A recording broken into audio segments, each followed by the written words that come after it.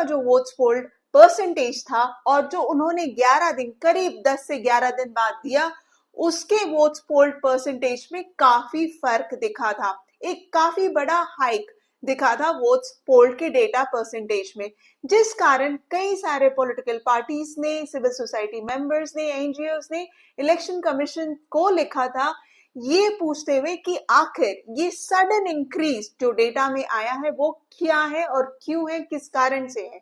इस पूरे कंट्रोवर्सी से रिलेटेड हमने ये पाया कि सिर्फ फेज 1 में नहीं बल्कि बाकी के फेजेस में भी हाइक दिखे थे। तो इसी पूरा डेटा को लेकर जो एक डेटा क्रंचिंग किया है एक सिटीजन फोरम ने, जिसका नाम है वोट फॉर डेमोक्रेसी।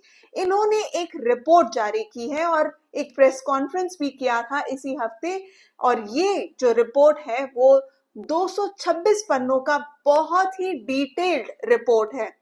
ये जो फोरम है, इस फोरम के सदस्य काफी सारे आईएएस ऑफिसर्स हैं, सिविल सोसाइटी मेंबर्स हैं, एक्सपर्ट्स हैं, जिन्होंने ये डेटा क्रंचिंग इलेक्शंस के रिजल्ट्स डिक्लेयर होने के बाद से किया है। सो करीब करीब आप लगा लीजिए 4 जून से लेकर अभी तक का समय, जो करीब 1 महीने से ऊपर आता है। तो इस डेटा में उन्होंने क्या पाया है? सबसे पहला तो उन्होंने ये पाया है कि जो हाइक उन्हें दिखा वोट्स पोल्ड के परसेंटेज में, यानी कि इनिशियली जो उन्होंने जिस दिन मतदान हुआ वो डेटा जो एसीआई ने रिलीज किया था, इलेक्शन कमीशन ने, और जो डेटा, जो परसेंटेज उन्होंने बाद में रिलीज किया, ये जो हाइक दिखा था उस पर उन्होंने डेटा क्रंचिंग की है। उन्होंने एक एग्जैक्ट फिगर जारी किया है। उनके हिसाब से जो हाइक वोट्स में देखे गए हैं वो प्रिसाइज नंबर उन्होंने कहा है कि 4,65,46,885, यानी कि करीब करीब 5 करोड़ के आसपास वोट्स हाइक दिखे हैं। और उन्होंने ये कहा है कि परसेंटेज वाइज अगर हम ले तो 3.2% से लेकर 6.32% तक का हाइक दिखा है उन्हें 7 फेजेस के डेटा क्रंचिंग के बाद। तो ये आप समझ सकते हैं कि ये एक बहुत बड़ा प्रोसेस है, बहुत लंबा चौड़ा माइन्यूटली किया गया रिसर्च वर्क है जो कि इस फोरम ने किया है। इसके अलावा जो डेटा क्रंचिंग के बाद उन्होंने फर्दर जब इस पर डेटा क्रंचिंग किया कॉन्स्टिट्यूएंसी वाइज, उन्होंने एक एक कॉन्स्टिट्यूएंसी को लिया और देखा कि एक कॉन्स्टिट्यूएंसी में अगर उन्होंने हाइक देखा है, वोट्स पोल्ड के डेटा में हाइक देखा है, तो वो कितना परसेंटेज है और कितने वोट्स का हाइक देखा है। क्योंकि अगर आपको याद हो तो इलेक्शन कमीशन ने बाद में जो वोट्स पोल्ड का नंबर था वो एब्सोल्यूट नंबर में जारी किया था। मुझे अगर अच्छे से याद हो तो दिल्ली के इलेक्शन के दिन ही, जिस दिन दिल्ली में इलेक्शंस हुए थे, उसी दिन उन्होंने ईसीआई ने एब्सोल्यूट नंबर भी जारी कर दिया था। तो आखिर इस वोट्स पोल डेटा का, यानी कि इस वोट्स पोल डेटा के नंबर्स के हाइक का फायदा किसे गया है? उन्होंने ये कहा है कि बीजेपी लेड एनडीए को इस हाइक का फायदा गया है कि ज्यादा जो वोट्स गिने गए हैं उसका फायदा उन्हें 79 सीट्स में उन्हें दिखा है।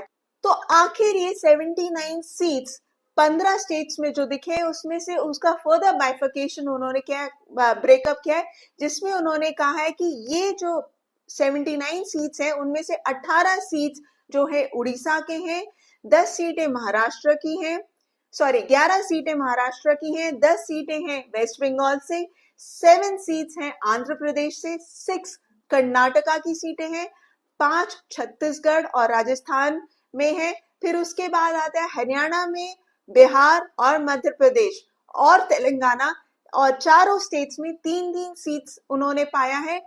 2 सीटें असम से है और 1 अरुणाचल प्रदेश, 1 गुजरात और 1 केरल से। तो उन्होंने ये जो 79 सीट्स का जो उन्होंने एनालिसिस किया है उसमें ये कहा है कि बीजेपी लेड एनडीए को इसका काफी फायदा हुआ है। इसके अलावा इस रिपोर्ट में उन्होंने इस बात का भी जिक्र किया है कि जो वोट्स पोल्ड और वोट्स काउंटेड का जो नंबर है जिसमें मिसमैच आया है, वो भी एक बहुत बड़ा सवाल उठाता है कि आखिर ये मिसमैच क्यों आया, और इस पर इलेक्शन कमीशन ने अभी तक कोई भी क्लियर जवाब नहीं दिया है कि आखिर ये वोट्स पोल्ड और वोट्स काउंटेड के नंबर्स में, खासतौर जब मैं ये वोट्स पोल्ड और वोट्स काउंटेड का नंबर मिसमैच की बात कर रही हूँ, तो मैं सिर्फ ईवीएम के वोट्स की बात कर रही हूँ।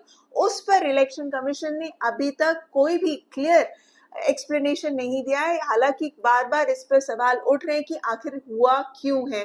तो ये जो डेटा है, इस डेटा पर और इस रिपोर्ट पर, जो कि 226 पेजों का रिपोर्ट है, इस पर ऑलरेडी एक नोटिस भेज दिया गया है इलेक्शन कमीशन को कुछ सवालों के साथ कि आखिर इस पर ये क्या कहना चाहते हैं। ये जो हाइक दिखा है वोट्स पोल्ड के नंबर में, ये क्यों हुआ, क्या कारण थे, इसके बारे में एक एक्सप्लेनेशन पूछा है। और ये जो नोटिस भेजा गया है इलेक्शन कमीशन को, वो एक group of retired IAS officers हैं जिन्होंने ये भेजा है नोटिस, और ये नोटिस हाल फिलहाल में गया है, तो इस पर कोई जवाब अभी तक तो इलेक्शन कमीशन का नहीं आया। तो ये जो report vote for democracy citizen forum ने जो बनाया है, ये एक बार फिर से सवाल उठाता है कि क्या 2024 का लोकसभा इलेक्शन फेयर तरीके से किया गया है, क्या वहां पर सारे इलेक्शन प्रोसेसेस सही तरीके से फॉलो किए गए हैं कि नहीं।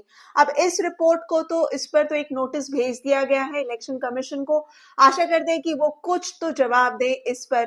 लेकिन इस रिपोर्ट से एक चीज और बहुत क्लियर होता है कि सिविल सोसाइटी मेंबर्स इस पर्टिकुलर इशू पे लगे पड़े हैं। हालांकि पॉलिटिकल पार्टी से हम ज्यादा कुछ नहीं देख रहे कि उन्होंने कोई भी पहल की हो, खास तौर से ऑपोजिशन से, लेकिन सिविल सोसाइटी मेंबर्स जिन्होंने इस पर इतना काम किया है, पहले इलेक्शंस के पहले भी, इलेक्शंस के बाद भी कर रहे हैं, ये एक बहुत अच्छा इंडिकेशन है कि हाँ, कुछ सिटीजन्स हैं जो कि जिनके लिए ये मैटर करता है कि जो हमारे यहाँ इलेक्शंस होते हैं, क्या वो सही तरीके से किए जा रहे हैं कि नहीं।